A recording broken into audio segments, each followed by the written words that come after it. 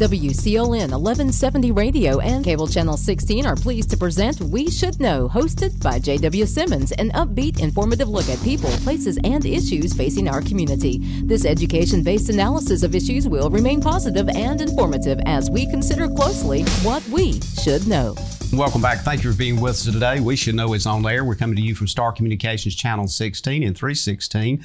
Also, we're simulcast with WCLN Radio. So many of you folks pick us up not on TV, but the radio side. We appreciate you listening to us. Many of the agricultural folks out there in the red, green, blue tractors listen to us each and every day, and I thank you for your comments when I see you in the community or with your emails. We're talking today with Tom Hart. Tom, thank you for being with us. You're city manager as of right now for the city of Clinton. You are, how do I put this? Not retiring, but transcending county managers. In essence, you're moving on. It's been published in the newspaper, of course, but I wanted to have kind of I'm going to call it an exit conversation with the city manager. Started back in December 29, 2017. Yes. It seems like centuries ago, I mean, with everything that's gone on. But you came into the city of Clinton. You had a lot of goals and aspirations about what you wanted to accomplish. And then all of a sudden, I want to open with this. You probably were a manager of this community and the assets in this community in some of the most troubling times. And one of those was the pandemic. Let's talk about that for a minute. Just the learning process for you for that. Explain some of the things that you had to face and accept. Let's talk about the pandemic, because that, of course, everyone wants to hear more about that. So the pandemic was definitely kind of interesting. The period of time that I've been here and been the city manager, I would definitely agree with you that, that's definitely been one of the defining, about the half the time I've been here has been more or less defined by the COVID pandemic. I sort of, every year in January, I sort of try to send out a sort of retrospective kind of thank you to the staff and kind of reflect on things. And, the one that I sent out this year, I might have been a year late on some of it, but because some of this stuff is actually from 2020, but I just said, when I got out of school, I graduated and got out of graduate school right around 2010. Which was, a pretty economic hard time, or at least, we were trying to claw out of an economic hard time from 2008 and 2009. And I always sort of felt like when I started my career in 2010, that there was this sort of group of professionals that had already been out and been in service, and they sort of lived through more or less the 2008, 2009, because, you had all these austerity measures, you had cities furloughing people. You had people looking at their budget and going, ooh, a third of my revenue is just like gone overnight like that. So I always kind of felt like, I don't want to say I was jealous that I had missed out on that, but I did feel like, there was this sort of group of colleagues that sort of had that sort of defining thing that they had gone through that was going to be absent from my career. And I think very similarly, you'll have professionals that sort of manage through that economic downturn. And I think now you're going to have a group of professionals that, myself included, that'll say, I managed through a pandemic, and then layered on top of that was at least a summer, of a lot of civil unrest layered on top of a pandemic. And I think that, I'd be lying if I said I wouldn't look at someone who maybe is coming out of school in the next couple of years and talk to them and think, oh man, you don't even know. We kid around about that. Oh my gosh, imagine how easy it would be if we could just get back to just running the city, So I do think that it'll be a sort of defining thing, the pandemic. And I'm really proud of the work that we did during the pandemic. I'm probably a little bit more in tune to watching international news than maybe your average news consumer. So I was sort of looking at, BBC and some other outlets that were sort of starting to cover a lot of this stuff. And, when you start seeing they're like welding hinges shut in China to keep people in apartment complexes, and you start looking at, now all of a sudden Italy is using their military trucks to transport bodies because there's so many of them and things like this. So I sort of pulled the panic alarm here a little bit quicker than some other places did. And I'm kind of proud of that. we actually went out and we stockpiled some safety gear and supplies a lot sooner than a lot of other people did. By the time a lot of other people realized that the house was on fire, you couldn't find an N95 mask, but we were still sort of on the early end of ordering them. So I think we did a good job of sort of identifying that threat pretty early on and getting some things stocked up. And we had already been working towards remote capability. As it was, I already had sort of tried to move the organization away from desktops, get most people over to laptops so they could work remote. We had increased a lot of our VPN capabilities so that people could already sort of work from home and work remotely if they needed to. And of course, the city had a plan. There was a directive back during the H1N1. There were directives that came down that you had to have a pandemic COOP plan, which is continuity of operation plan.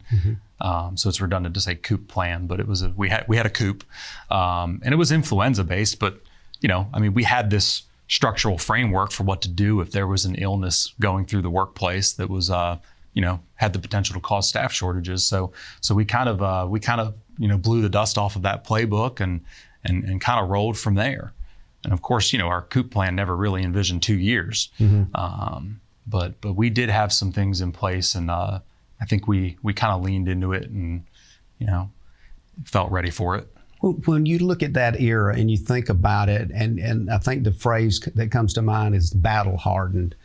You've got an excellent academic record and background, but as you just pointed out, there's some things that you learned that you could never learn in academics. You could never learn the things that happen with social unrest. You could never learn the things that you had to do, as you just talked about with the pandemic. So how do you take that and look at it and say, what will not change? And part of that was the technology you just mentioned. Are there things technological wise, whether it's meetings or communications, that has been pushed forward faster for us that we may have never faced, but now we've learned that we had to learn to use certain technology that we will continue to use even post-pandemic? Yeah, I'm sure that it did. I don't know that any new things got invented per se, but or any new dynamics got invented, but I think some things definitely started to accelerate, right? Just this use of the remote technology. And I think that all the conference calls and Zoom calls, it can be good and it can be convenient. I mean, right now I have a director level employee who's out post surgery. And I mean, yeah, it's good that everybody's really familiar now with, hey, I can just kind of remote them in and that works great. So, I mean, I think a lot of that stuff is here to stay. I think that a lot of people in leadership positions, there is this kind of push and pull. You've got a lot of people that they really want to work from home. They really don't see any benefit to being in the office. There's even this sort of negativity that, the managers want people back in the office because they're just not relevant anymore unless they have people to micromanage in person, essentially. I would kind of reject that. I think a lot of business gets done in person. I think there's a lot of intricacies. My job, we made it work, but most of the things we do are so human-centric and they're so direct service related that you're just not going to be able to do them remotely. I mean, I'm not going to argue whether a computer programmer can sit in their basement and code or not. And I'm not saying that derisively. I have a very good friend that's literally what he does. And I mean, I wouldn't really make an argument whether he can do that job remotely, but city managers, police officers, people that pick up garbage, they're not going to be working remotely anytime soon. How did the pandemic, in your observation, change the people, and basically I'm talking about here the citizens of the area that you serve, that your job responds to? And these are folks that are out there that the way they pay the water bill, the way they communicate with the city management, the way they, even if they need the fire department or whatever, right. Has it changed them in the sense that they had to become more aggressively familiar with technology? Have you seen any changes in that area? Even paying bills? I think there's definitely employees in the workplace, and there's definitely citizens that probably could have gotten away with proceeding through their life and aging and not picking up technology that probably did pick up technology. You probably have people that would have never would have never known how to order DoorDash or something that now know how to order DoorDash because of the pandemic. So, I mean, I do think that it sort of has forced a certain level of technology adoption on people. I think that one of the big dynamics that has really sort of played up is, is that people have really sort of rethought that work-life balance, and I mean, that's a whole can of worms to open up, but you talk about, this thing that they're calling the Great Resignation, and there's a lot of different takes on it. There's people that I think probably oversimplify it and say, well, people just don't want to work. Well, the flip side of that coin is some people just decided they'd rather be at their kid's ball game and they didn't need that second income in their household. And I don't know that they were wrong in that evaluation. I mean, that's a return to the way that most families were a few decades ago. So I think there have been a lot of dynamic shifts. So it seems to be, what I'm hearing you say is, and I've heard some other people mention it, that our whole definition of adaptability has changed in the sense of what we're required to adapt to rather as to what we want to adapt to. Well, a lot of people definitely found out that they were a bit more flexible than they probably thought they were. I don't think that there's any denying that. Yeah, absolutely. Whether it was by executive edict and made to do it, or whether it was just learning to go without certain things. I mean, we're still living through that in terms of, I mean, you can't quite go to the grocery store and get exactly what you want even now. I think people have definitely learned to be a little bit more flexible, and that's probably good. I mean, I sound like I'm some starry-eyed, so desirous of some past version of society or something like that. But again, we have a lot of choice and nicety that, we didn't have in the past, and we did fine with not having. I think you'd be hard pressed to compare, the inconveniences caused by the pandemic versus the inconveniences, that people were going through domestically in the 40s, during World War II, metal drives and victory gardens, and absolutely, factories used to get a flag that they could put up at their facility if a certain number of employees bought a certain amount of war bonds and stuff. And we never really hit that level of collective effort. We're going to take a break and we'll be back. Ladies and gentlemen, stay tuned. We'll be back in a moment with talking with Tom Hart, City Manager of Clinton, North Carolina. We'll be back.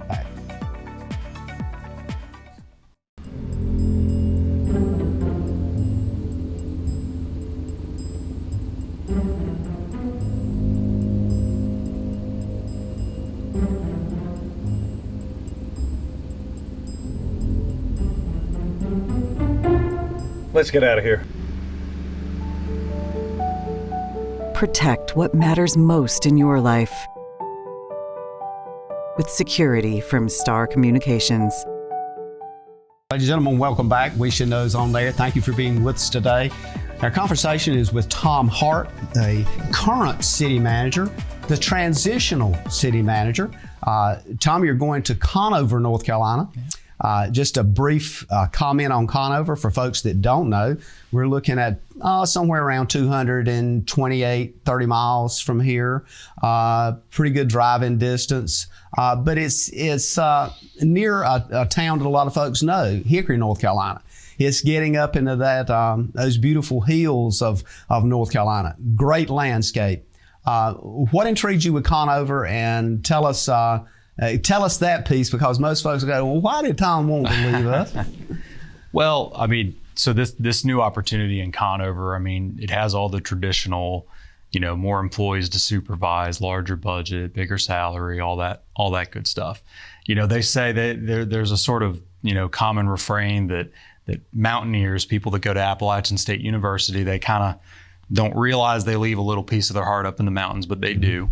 And I think, I think I missed waterfalls and hiking and whatnot, maybe a little bit more than I thought I did. So it'll be a good return to all of that. And, Conover has a very good, and it's not to say that Clinton has a problem in this department, but Conover has had something like 3 city managers since 1974. I mean, their usual tenure is about 15 years, which is well over what the sort of industry. 3 or 4 since 1974, I think. Yeah. So there was just there was some stuff that it was just an opportunity to get back to the mountains, and and I decided to take it. Well, and I would remind people, originally you were from Apex, North Carolina, which is, literally kind of, for us, kind of an eastern North Carolina flat plain area. Right. But one of your previous jobs was Boiling Springs. Yeah. And, you and I've talked about on this on air a couple of times that a lot of folks think about that as the Boiling Springs in the eastern part of the state, but this was literally in the mountainous region west of Charlotte. Yeah, Boiling Springs was about an hour west of Charlotte, and it's about an hour south of Conover. Yeah. So it's very much so. I think the Charlotte airport was 50 minutes from our house, and it's going to be 47 minutes from from Conover. So it's kind of getting back into position sort of similar to where we were before. Your wife and family excited about it? Yeah, they're excited about it. I mean, transitional periods are always a little bit stressful, but you go through, you take a hit, and then hopefully you see an improvement. Well, and I think the other thing that strikes me too, this is kind of to me seems to be an opportunity thing, because as you just pointed out, it's another step in your career path. Sure. And this opportunity is opened. And as I look back, not only at my career, but people that are listening can think about their own situation. If that opportunity arises, sometimes you get that one shot. And if I tell people sometimes it's the tenor may look, we would like to have you here for a longer period of time, but this opportunity in your career path matches, you got to move. Right. Yeah. I mean, that is definitely that's just the way that this line of work goes.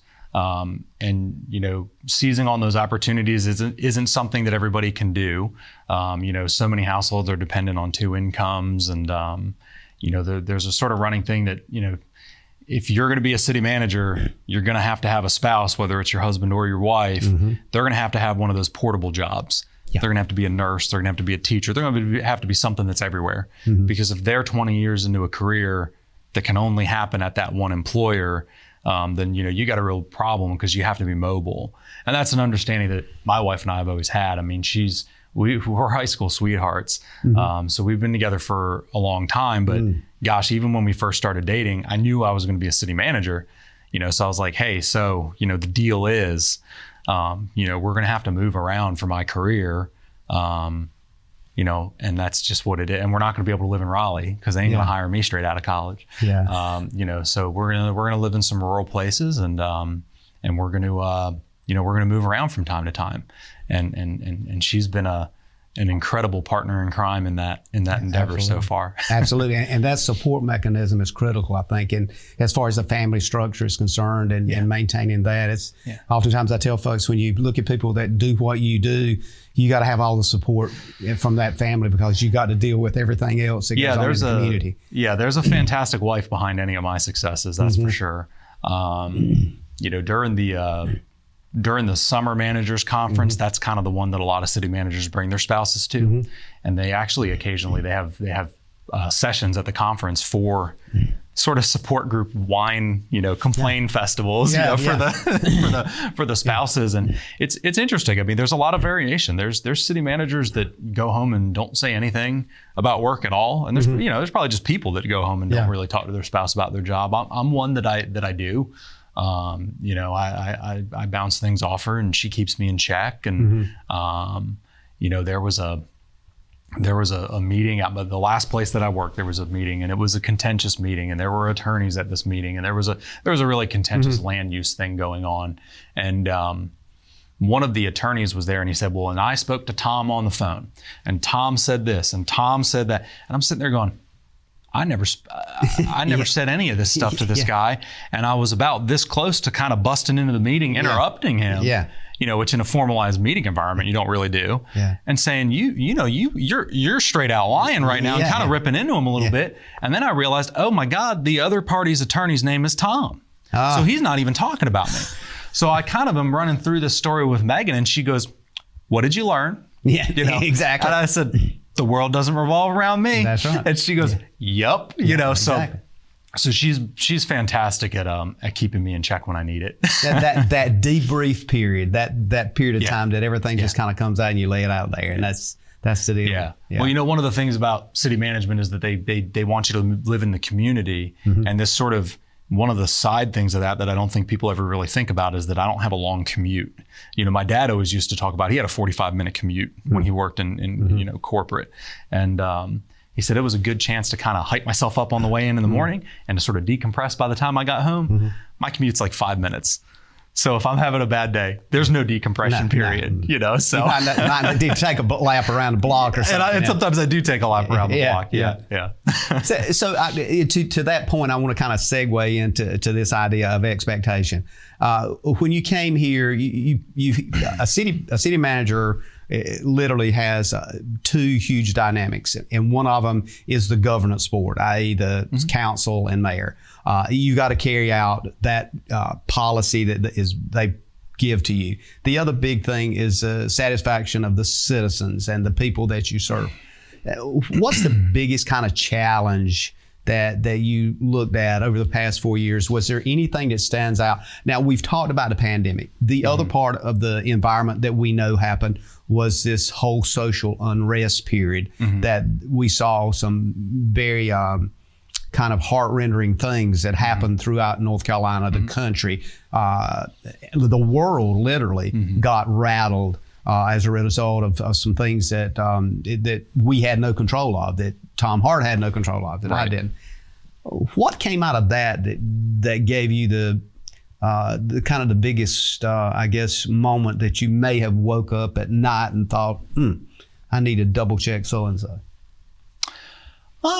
Well, I guess I would sort of go back to the first part that you were sort of setting up, just that, the city operates under this council manager form of government. So a lot of people don't really understand, this is a form of government. Cities used to be run under these sort of patronage political systems where you were the police chief because you would help support somebody's campaign, and you saw the daily machine and stuff like this. And that was sort of how things used to be run. And then there was this sort of reform era in government where it said, no, this is a career. You need technical expertise. And that's kind of where city managers started to come in, is you're sort of the highest ranking non-political person. You do sort of get into, and we used to explore it a lot in graduate school, is that, one of the biggest mistakes that a city manager can make is that you do have to be responsive to citizens. And I do have an ethical obligation under the ICMA's Code of Ethics to, there's lines that I can't cross. But at the end of the day, it is the elected official's job to interpret, what the citizens need and what's best for the citizens.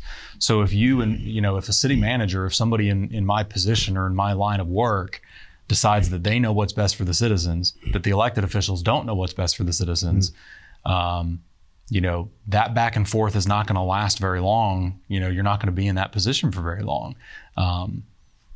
The board is elected by the people. The board interprets what the people want, and then you're the professional executor of that. Now, when you have you're the nonpartisan professional executor of the policies that they want to see. Now, when you have a good functioning relationship with your elected officials, as I always had, you build up credibility, you build up the ability to go, hey, wait a minute, are you thinking of it from this angle? And they have a good amount of deference to your expertise, your professional expertise. But at the end of the day, they hold the cards, and people in my line of work, don't need to forget that.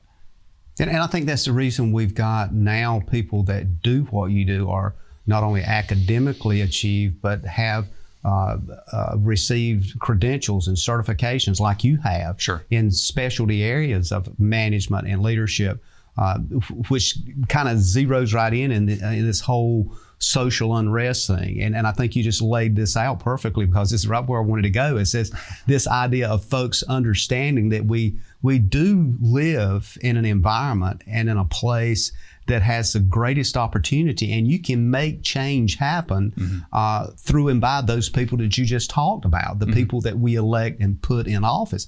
And unfortunately, sometimes I see people in leadership roles like yourself getting hit with the axe, and they're just following the direction of the governance board, and the change then is not effected in the right way. So what I'd like to do when we come back from this break is kind of explore that a bit more, because I think you can really explain it, and you open the door for those folks out there that say, well, I don't like what government's doing here or there. We live in a wonderful country. that change can happen. You just have to put the right people in the elected governance position to make it happen. And sometimes it's hard to grasp that. So we'll talk about that a bit more when we come back after break.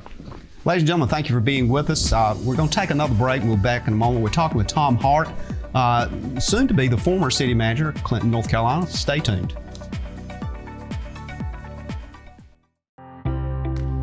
Just because something may work doesn't mean it's right for your business. Let Star Communications' knowledgeable consultants help you customize a hosted voice system that's right for you.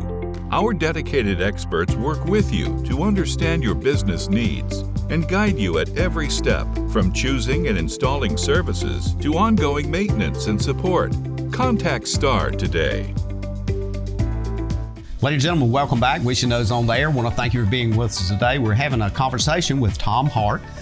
He is currently soon to be former city manager, City of Clinton, soon to be the new city manager of Conover, North Carolina, up close to Hickory, west of Charlotte, beautiful part of the state. I like to call it kind of the rolling hills, where you kind of can feel the mountains. You can see some of the Blue Ridge. You can, not far from Appalachian State University, Catawba Community College, just a grand part of the state. I encourage people to pull it up on the map and look at it. And some folks might say, well, where's our city manager going? It's easy to just pull it up, look at Conover. It's in a premier part of the state. And I congratulate you for that move.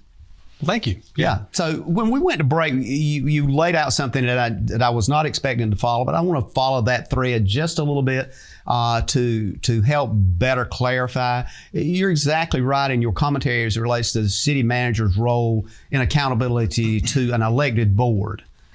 Also, you're accountable to citizens in carrying out services. Help us follow that a bit so folks can not necessarily understand, but maybe be reminded that we live in this wonderful country in which people of all kinds can be changed, people can be elected to positions, but the big part is we've got people that has the credentials, expertise, training, academics to carry out that policy is very important. And overreaction sometimes destroys good things. So let's talk about that as it relates to the social context, the social unrest context that you experienced while you were here as city manager. Okay. Well, yeah, I think sometimes the manager is sort of accurately described as sort of a circuit breaker. You know, you're the circuit breaker between the elected officials and citizens sometimes, and you're the circuit breaker between the elected officials and the staff. And you know, then you sort of chuckle and you say, you know, and every once in a while, a circuit breaker gets popped. It needs to be replaced.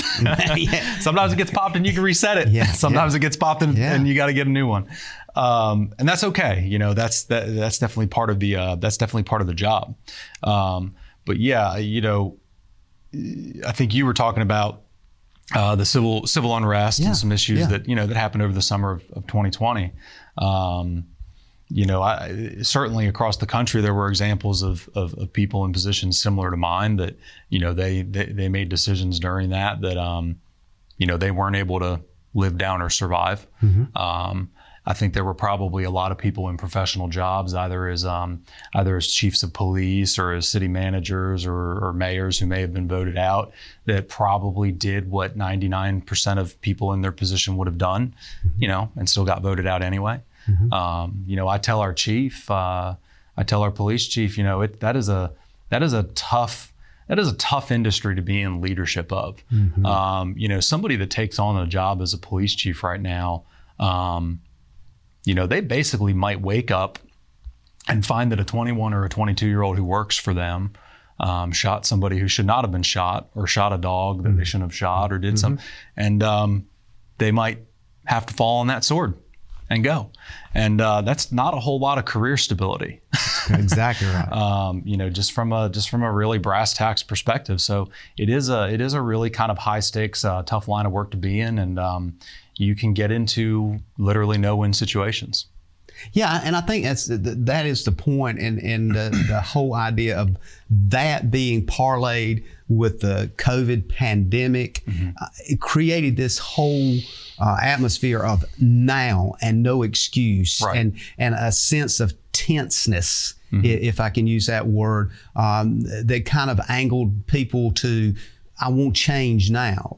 But the particularity here that I'm looking at is that bureaucracy and government changes in a more methodical way. And I think we'll probably see some of that revealed as we go forward. So there's part of that you have to deal with and that you dealt with, that is, we talked about in the first segment. You can't learn from a text. You have to experience it. Well, I guess I should say, because I was talking about civil unrest, is that we really didn't have a lot in Clinton. Thank God. We were certainly surrounded by it, and communities that in the past, Raleigh and Charlotte would have unrest breakout. You didn't have unrest breaking out in Fayetteville and Salisbury and Goldsboro, but you did this time. And I mean, it's probably way outside of the scope to really of this interview to really get into all those reasons. But we were really fortunate here, and I like to think, and I hope that I'm not naive in the assumption that was because Clinton has historically done a good job of keeping a lot of those channels of communication open. I don't think that we had necessarily a marginalized minority community. Right. I mean, that's not saying that the social context and national dynamics and things like that don't exist here in Clinton, but it's just saying that I think that Black people in Clinton or Latino people in Clinton, I think that they see that the police department has a Latino community outreach meeting. Sure. I think that the president of our NAACP chapter knows that she has my cell phone and the mayor's cell phone. And when those sort of connections are missing, I think that can get problematic and dicey really quickly. So I do think that we, that part of the reason that we didn't have unrest in Clinton was because we've kept a lot of those channels of communication open. I totally agree. I don't want to get into all that. We're talking about another semester here if we are. But I want to kind of segue, and I think it's a perfect opportunity. And this was posted in local media when you were first hired, and it was posted back in 2017, November. But one of the quotes that supposedly you made was, "I look forward to helping the community capitalize on opportunities and meet challenges head on." Did you have that opportunity, you feel like, to meet challenges head on? Yeah. Well, if you're asking if the elected officials gave me enough leash to meet them head on, I would say, yeah, they absolutely did. I was given a broad latitude to do my job, which is always appreciated. I mean, between the pandemic as a challenge, between that and, we had a pretty good hurricane. And I think that we've talked about this. I was hired after Matthew, and everyone, a lot of people are still reeling from that. I think a lot of people are still waiting to get the tarp off the roof for Matthew. Well, and to that point, we are. I mean, we're in the studio that you have provided us, and we're so fortunate. That's from Matthew. By the way, thank you. Okay. That was Matthew. Okay. So I mean, there's still people dealing with Matthew, and I had been here for about 6 months when Florence came through. Yeah. And of course, remember, Florence, it wasn't necessarily the wind, but I mean, it dropped. The record-breaking precipitation drop was Elizabethtown, I think, which is not that far from here. The rain gauge that we maintain at our sewer plant showed more than what that record was, but I guess it's just not part of the official record or whatever. So I mean, we got a tremendous amount of water in too short of a period of time, and we really had to scramble around. And I had been here for about 6 months, and I had a police chief who'd been in his job for about 6 months, a fire chief that I'd hired a couple months previously, and the sort of interim public works director arrangement going on. So it was a sort of interesting. It was interesting to manage through that. That was certainly a challenge, but I've always had a sort of disaster mindset that those things can become defining moments. So I'm going to over respond every time. Yeah. I'm constantly thinking of how we're going to run the city out of a tent if it comes to that. Absolutely. And that was how I approached it. Yeah. Yes. So when you look at your experience here, and you may had an answer to this observation one way when you started, and I want to kind of ask it in both perspectives. Do you see yourself as a problem solver or an opportunity recognizer?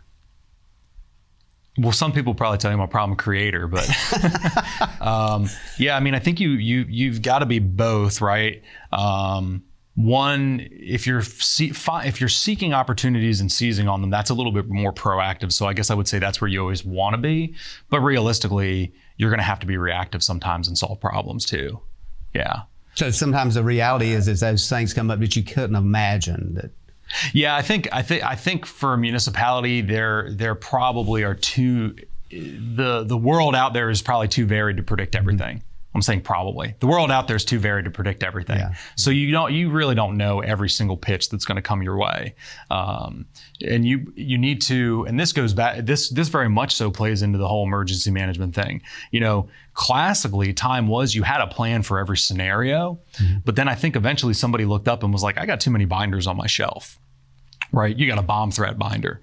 You've got a active shooting binder. You've got you have some sort of specific scenario-based plan for everything. And I think more and more people are starting to sort of throw that out and realize that if you create an apparatus that communicates effectively and can be adaptable, that's going to be able to respond to almost any emergency that you have. And that's sort of what we've focused on. I've focused on getting it where everyone's on laptops and working remotely, and we have VPN capabilities, and all of our files are stored in the cloud. I think those are and then creating communication networks, making sure that public works, cell phone, all city employees used to have radios back in the day. And then all of a sudden it was, well, everyone's going to have cell phones. Well, the problem is that when it hits the fan, the cell phone network is the first thing to clog and go down. So one of the things that we've done is we've tried to expand out the radio and technology capability. We've tried to get people onto this new system called Firstnet, which is basically a reserved bandwidth on the cell phone network. Because I can tell you when there's a major crime or when there's a campus shooting, the first thing that happens is your cell phone stops working. So there's a reserved bandwidth for first responders. So trying to make sure that you're going to be able to talk to the people that you need to talk to, that's probably the most important thing that you can do to try to make sure that you're going to be able to be responsive to whatever gets thrown at you. Connectivity becomes critical and paramount, clearly at those point in time. So that's kind of an opportunity that you put in place to make sure that was there and that was a workable kind of situation. Yeah. When we come back, I want to kind of transition into some other things that I think maybe you might want to speak to just as kind of part of exiting this position and moving toward Conover. So I encourage folks to stay tuned and listen in. We're going to take a quick break. Ladies and gentlemen, I want you to stay with us. We're talking with Tom Hart. This is an opportunity not only for me, but for you to kind of hear some of the things that Tom faced and some of the opportunities that he had here in the city of Clinton. Although we'll miss him, he's going to a great place, and I'm sure his life will expand and challenges will grow. So stay tuned. We'll be back in a moment and continue this conversation with Tom about issues that he's faced, and look forward to it. Be back. To get the most out of your electronic devices, you need a strong internet connection and a protected home Wi-Fi network. You need high-speed internet from Star. Star has the fastest, most affordable high-speed internet service available for all your devices. We have no long-term contracts or high-pressure sales. Our service speaks for itself, and switching is hassle-free. We take care of everything with free installation from a local company. High-speed internet from Star. Internet at the speed of life. Ladies and gentlemen, welcome back. We Should Know is on there. This is coming up on our last segment here. I want to just take a moment and pause and thank you for your input to this show and communicating with us weekly, especially as it relates to reflections on the guests we've had, the conversations we've had with those guests. Also, thank you for your input on shows that you would like to see us do and people you would like to see us talk to. We tout this program as an information education show, and each every week we bring someone to you that obviously has the expertise to speak to issues that constantly and continually affect your life. So thank you for doing that. Continue to communicate with us at weshouldknowedu@gmail.com. weshouldknowedu@gmail.com. Send us a postcard or a note to Post Office Box 1482, Clinton, North Carolina. Continue to do that, and we appreciate so much your comments. Even as I see folks in the community, your comments, suggestions, I really appreciate. So we're talking with Tom Hart today, the city manager, currently, I keep saying that, the soon-to-be let's just say the transitional city manager, soon to be the city manager of Conover, North Carolina. Your insight into your experiences here, Tom, I think has been just great today as we talk to you. I want to segue kind of into this last segment to expand that idea of some of the responsibilities you had that was given to you by the elected officials that you carried out. A lot of that, and then a lot of it is policy and procedure things. A lot of it is ensuring legal kinds of things that must be done. Mm-hmm. You had a somewhat of a cadre of folks that helped you with that. As I look at that list, I'm going to suggest is possibly one of the folks that maybe you saw the first thing when you come in the morning was your city clerk, Elaine Hunt. I think about the dynamic that she's been here for quite a while. Is anything you want to say related to that? And I'm going to go through this journey as quickly as possible based on your time. Okay. Well, I'm chuckling every time you say in transition because it's in English, it's the right word. Yeah. But it is also the city manager nomenclature. It's a euphemism for people who've been fired. Oh no, definitely not this. We call them. Oh, he's a manager in transition. Yeah. Definitely not this situation. Yeah. So Elaine is definitely one of the first people that I see every day. The city clerk's office is right next door to mine, and then the administration department has an admin assistant as well. So I come in every morning and I get to see Elaine. We kind of might talk about what we're gonna hit today or what needs to get done today.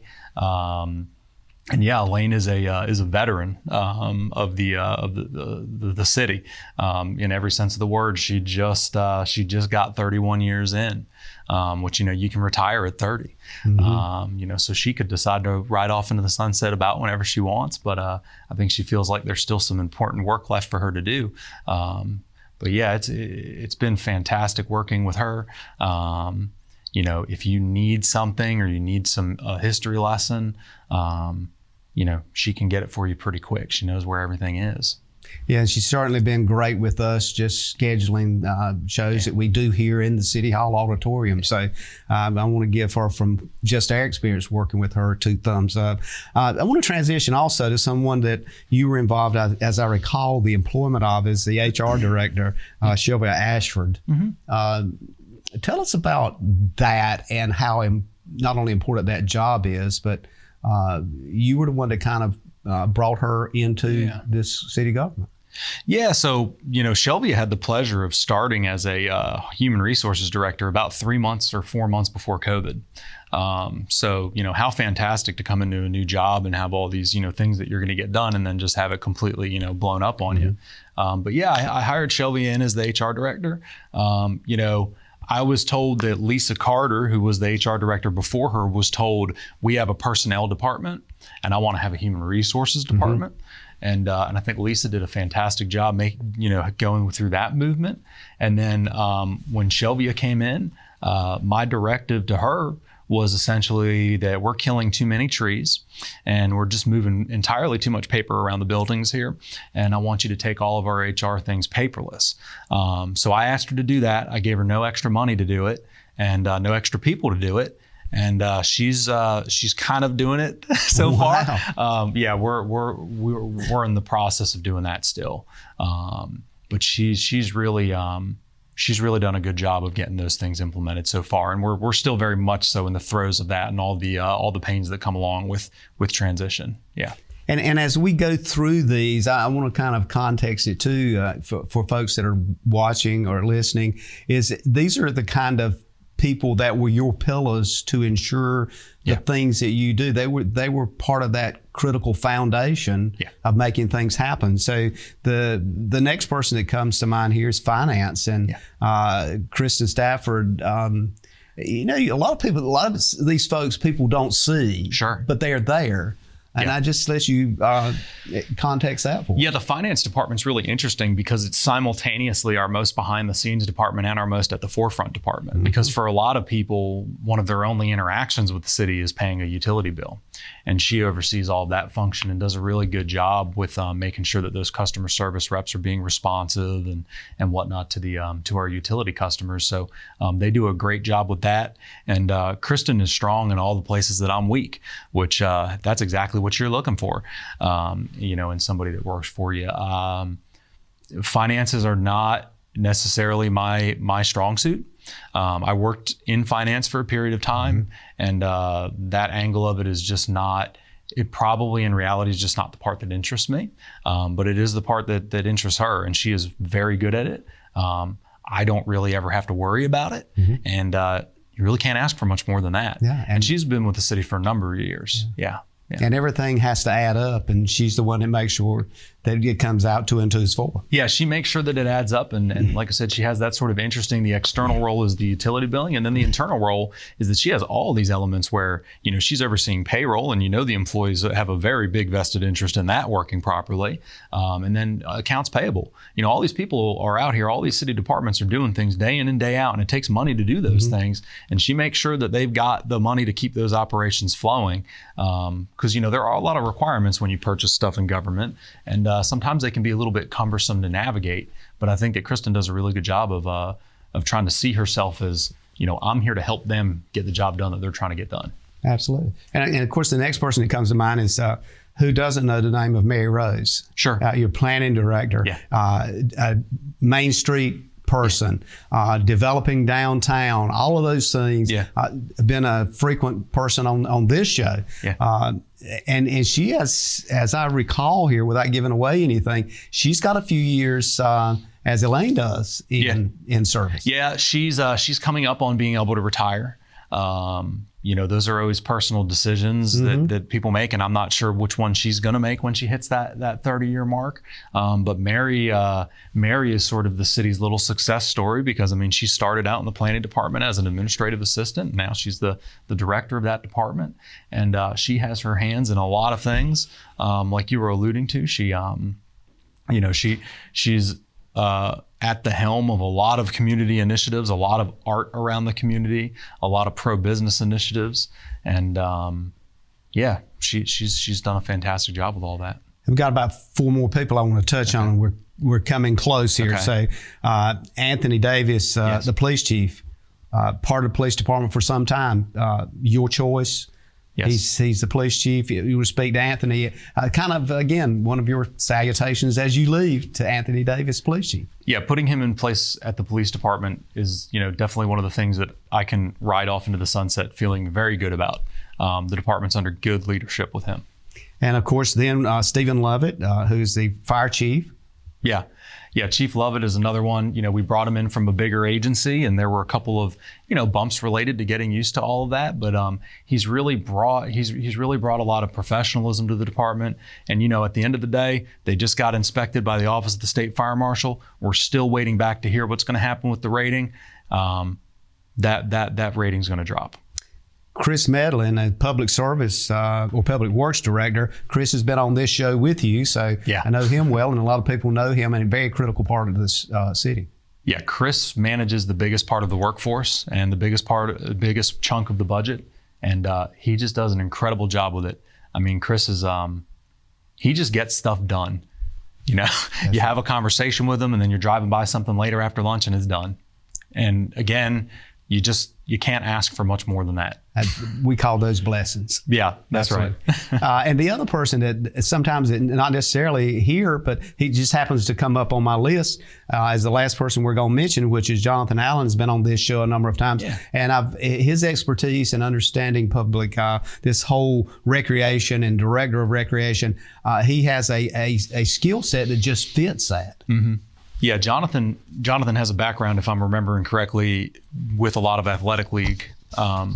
That's sort of his area, and he does a really good job with that. We run a number of leagues, and we're always sort of trying new things and reaching out. One of the things that I asked him to do was I felt like our community centers were sitting empty a little bit too often. And I said, we got to get people in these things. We got to, what are the impediments to people being in here? Let's get rid of them. And we've done a lot of that. We've streamlined a lot of things and added a lot of programming over at Rec. So I'm proud of the steps that department's taken to try and enhance the quality of life for citizens. We got to give you about 30 seconds here to just kind of wrap up any last thing you want to say, about 20, 30 seconds. 20 or 30 seconds. It's just been fantastic. I'm just really grateful to the elected officials for this opportunity. When I came to this job, it was a 5-fold increase in the number of employees and the size of the budget. And it takes a certain amount of bravery to appoint somebody to oversee all of that kind of stuff. Mm-hmm. And I guess they saw that in me, and I hope that they feel like, and everyone feels like, I've risen to that challenge. It's been fantastic, and I was just grateful to have ever been here. Well, we want to thank you for being with us today, and thank you and the city of Clinton for working with us and the studio complex. Right. So again, look forward to you doing great things in Conover, North Carolina. Ladies and gentlemen, thank you for being with us. We look forward to seeing you again next week right here, and hopefully you will continue to email us and contact us. Stay tuned, and may God bless.